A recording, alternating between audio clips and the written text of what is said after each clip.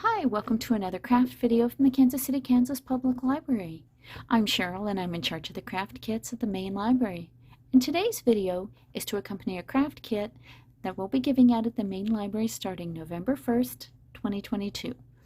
But if you don't have a kit or you're watching this later, don't worry. You can buy all the supplies you need at a normal craft store.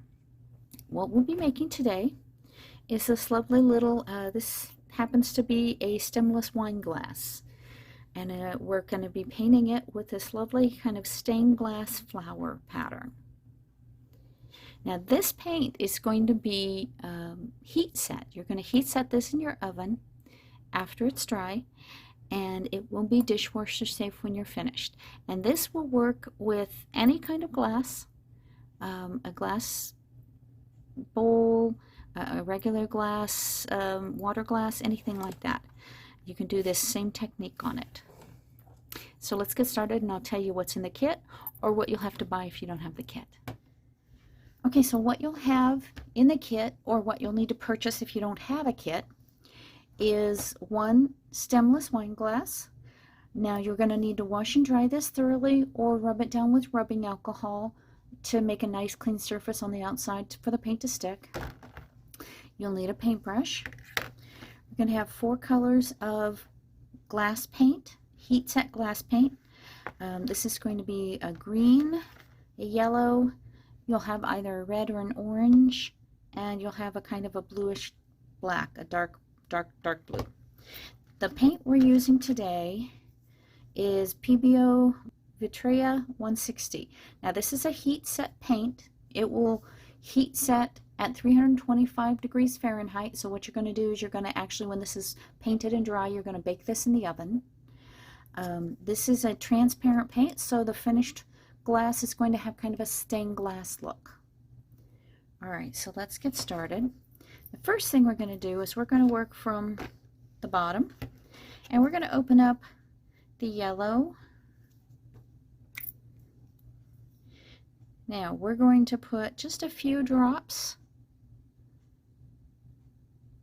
of the yellow paint along the bottom. Now this isn't going to show when it's sitting, of course.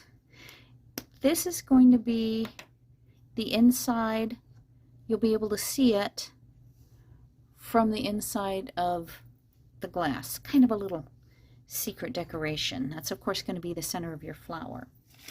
Now in between the colors, you're going to wash your brush and clean it off thoroughly. This stuff will clean up with soap and water as long as it's not heat set yet. Now when you're going to paint this, you're going to stay away from like the first inch and a half. You never ever want to paint to the top of a glass to where your mouth is going to sit, because you don't want the paint to be in your mouth. It's not food safe. That's why you also will never paint the inside, always the outside, and always staying a ways away from the edge. Now I'm going to open up the red, and this one happens to be a kind of a, this color is called paprika, so it's going to end up with a kind of an orange color. And we're going to paint 6 flower petals, and to get them evenly spaced, I'm going to paint just a little strip there and go right on the opposite side and paint a strip there. Then I'm going to divide this into 3 sections, and I'm going to paint 2 strips evenly spaced on each side, and the same over here.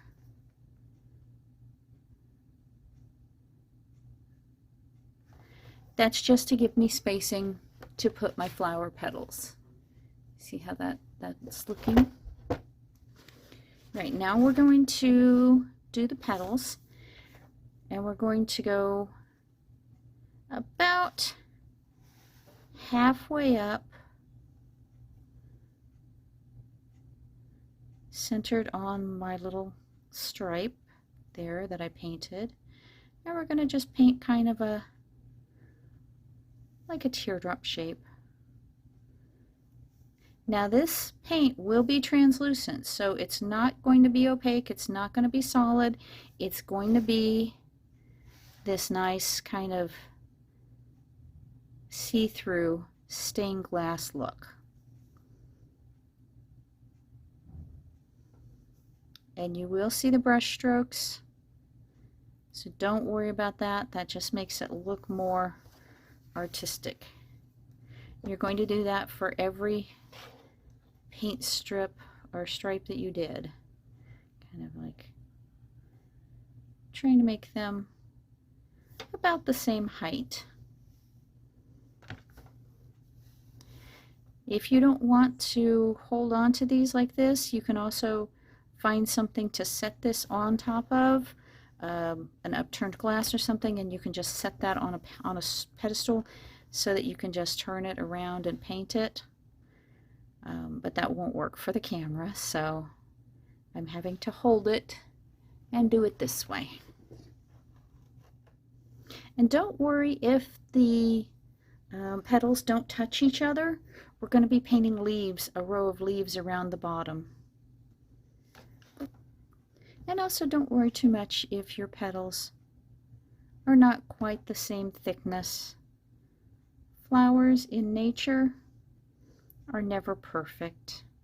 There's no such thing as perfection when it comes to flowers. Okay. I think that's all of them. Now remember, don't set your glass down this way because we've got the bottom painted, remember? Don't set it down that way till it's completely dry. So when you need to set it down like this. Okay, I'm going to close this. And I'm going to go and I'm going to clean off my brush to change colors. Okay, now I'm going to open the green.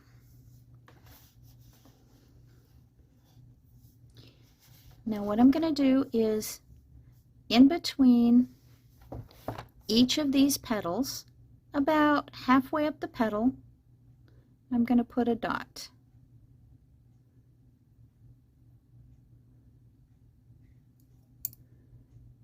And that's where I'm going to start the leaves. Okay, all right, so now I'm going to do, and you're certainly welcome to let this completely dry in between so you're not doing all this awkward positioning that I'm doing. So we're going to come down in kind of a curve like this, but with leaving a point at the top.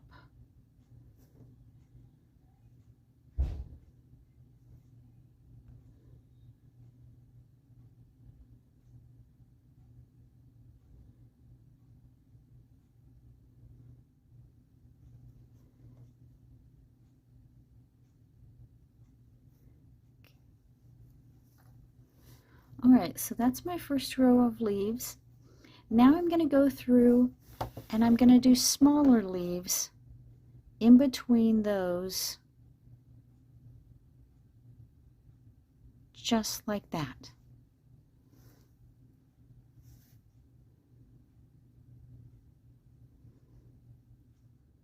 Okay, so that's all of my row of leaves. Now I'm going to set this down. I'm going to go and I'm going to let this dry completely, and I'm going to go wash my brush. Now, if after this is dry you decide you want the leaves a little bit darker, a little more opaque, you can go back and do a second layer. But you have to be very careful not to disturb the paint underneath. So it's a little bit of a delicate process, but you can do a second layer if you want to. But I think the translucency is one of the things that makes it lovely and makes it look more like stained glass. So I'm just going to leave it as one layer. So I'm going to set this down, I'm going to let it dry, and I'm going to go wash my brush. Okay, once that's dry, you're certainly welcome to leave it like this, but I think I'm going to do a little bit of an outline using the dark blue, just of the leaves. So I'm going to get some of these and I'm going to outline, I think I'm going to outline a little bit of the green, the small leaves first.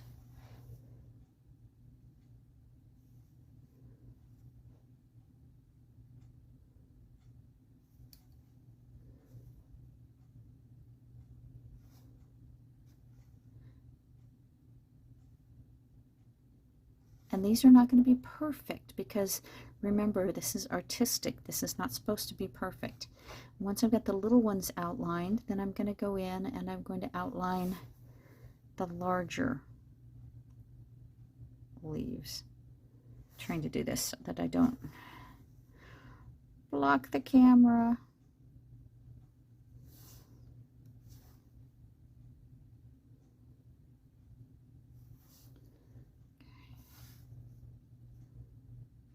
Okay, see how that just made the leaves kind of pop away from the petals? Okay, so this is completely painted, and I think I'm going to stop here. Now, you can, if you like, go on and outline the petals with that dark blue. If you do, it's going to be more like this. And it's strictly a matter of personal preference, whether you like a denser, thicker kind of a look, or you won't like a more delicate kind of look.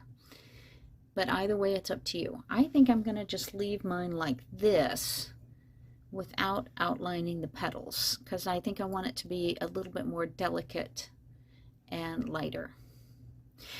Now what you're going to do is you're going to let this dry for 24 hours. You're just going to set this aside somewhere and don't worry about it for 24 hours. When you're ready to bake it, to heat set the paint, you will put this face paint up. You don't want the paint to touch the metal pan. You're going to put it like this on the pan, put it in a cold oven, and turn the heat on to 325 degrees Fahrenheit. The reason you put it in a cold oven is if you put glass directly into a hot oven or on a hot sheet pan, you may cause stress fractures and cracks in the glass. It's called thermal shock. So you want to heat this up gradually. So you put it on a cold pan, put that in a cold oven, and turn it on to 325.